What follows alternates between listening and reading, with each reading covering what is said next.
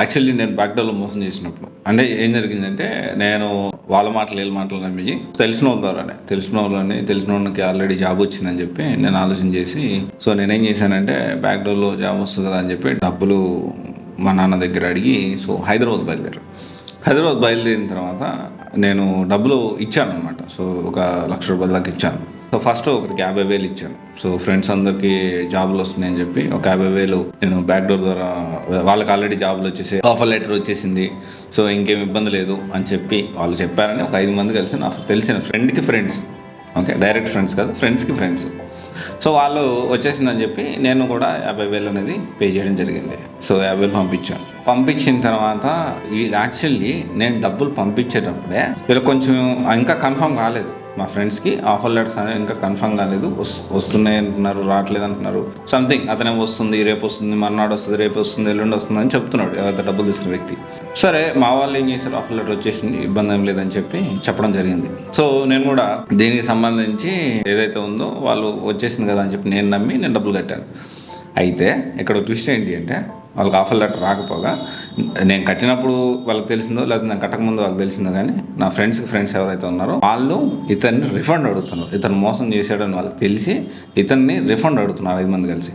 కానీ నాకు ఆ విషయం చెప్పలేదు. నేను వాళ్ళని నమ్మి వాళ్ళని అడిగి వాళ్ళు ఓకే పర్లేదురా జాయిన్ అవ్వు ఏం పర్లేదు అని చెప్పి మా ఫ్రెండ్స్కి ఏదైతే కనెక్ట్ అయ్యి వాళ్ళు ఓకే అంటే నేను డబ్బులు కట్టడం జరిగింది.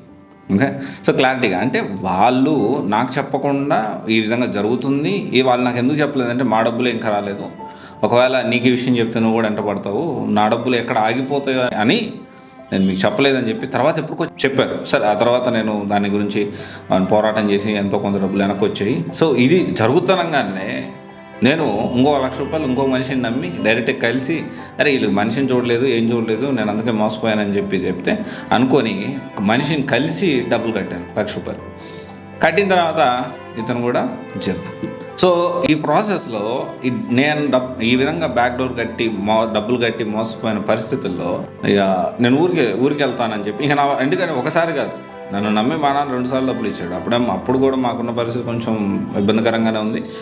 ఈ విధంగా డబ్బులు ఇస్తే నేనేం చేశాను, కట్టేశాను, పోతే నేను ఇంటికి మా నాన్న ఫోన్ చేసి మా నాన్న చెప్పిన మాట ఏంటి అంటే, అరే పనికి రాని వాళ్ళకు కూడా ఉద్యోగాలు వస్తున్నాయిరా, అట్లా అనుకోవద్దు, పోతే పోయినాడు, నువ్వు మళ్ళీ కోర్సులు నేర్చుకుంటా ఉండు, జాబ్ వచ్చే వరకు ఈ కోర్సా ఆ కోర్సా ఈ కోర్స్ అని కాదు అన్నీ నేర్చేసుకోరా, కోర్సులు అన్నీ నేర్చుకుంటా, జాబ్ వచ్చే వరకు కోర్సులు నేర్చుకుంటానే ఉండరా అని చెప్పి మా నాన్న అన్నాడు. సో నేను ఇప్పుడు ఇదంతా మీకు ఎందుకు చెప్తున్నానంటే, అక్కడ మా నాన్న చెప్పినది ఏదైతే డబ్బులు అనేది తీసి పక్కన పెడితే అక్కడ మోటివేషన్ నాకు అప్పుడు అంటే మామూలుగా మంచిగా ఉన్నప్పుడు మనం వినం కదా పేరెంట్స్ మాట, ఏదన్నా మన బాధల్లో ఉన్నప్పుడు కష్టాల్లో ఉన్నప్పుడు చెప్తే అప్పుడు కొంతమంది వినరు. సో బై మిస్టేక్ అన్ఫార్చునేట్లీ నేను వింటాను. సో మా నాన్న చెప్పిన మాటలు కొన్నిసార్లు వింటాను, అన్నిసార్లు వినలే కానీ అంటే అందరిలాగే కొన్నిసార్లు వింటా ఉంటాను. అప్పుడు నేను విన్నాను, అరే జాబ్ వచ్చే వరకు కోర్సు నేర్చుకోవాలి అనే కాన్సెప్ట్తో అప్పుడు నా కెరీర్ అనేది నేను కోర్సు నేర్చుకోవడం స్టార్ట్ చేశాను. ఫస్ట్ డిజిటల్ మార్కెటింగ్ నేర్చుకున్నాను, తర్వాత మల్టీమీడియా నేర్చుకున్నాను, తర్వాత బేసిక్స్ ఆఫ్ పైథాన్ దీనికి సంబంధించిన కూడా నేర్చుకున్నాను. సో ఫ్రంట్ ఎండ్ తర్వాత పైథాన్ ఇది కూడా నేర్చుకున్న తర్వాత సో మల్టిపుల్ ఎంటైర్ ఇండియా వైడ్గా చాలా హైదరాబాద్లో కానివ్వండి, తర్వాత సో బెంగళూరులో, తర్వాత లాస్ట్ వర్కింగ్ ఢిల్లీ ఒక సంబంధించిన ఎడ్టెక్ కంపెనీలో, ఇలా చాలా కంపెనీస్లో వర్క్ చేసి సో అన్నీ కూడా నేను ఎడ్యుకేషన్ సెక్టార్లోనే వర్క్ చేయడం జరిగింది. సో ఆ తర్వాత నేను ఇప్పుడు మళ్ళీ ఆ తర్వాత ఏదైతే నేను ప్రాబ్లం ఫేస్ చేశానో దాన్నే ఒక సొల్యూషన్గా పెట్టి దాన్నే మనం సివైసీగా ఇప్పుడు స్టార్ట్ చేసి ముందుకెళ్తా ఉన్నాం. అయితే ఇక్కడ ఒక్కటే విషయం మనం అర్థం చేసుకోవాల్సిన విషయం ఏంటి అంటే, నిజంగా కూడా మనము జాబ్ వచ్చే వరకు మన స్కిల్స్ నేర్చుకుంటూనే ఉండాలి. మోసం చేశారని లేకపోతే మోసపోయానని లేకపోతే జాబ్ రాలేదని ఎవరు డీలా పడాల్సిన అవసరం లేదు.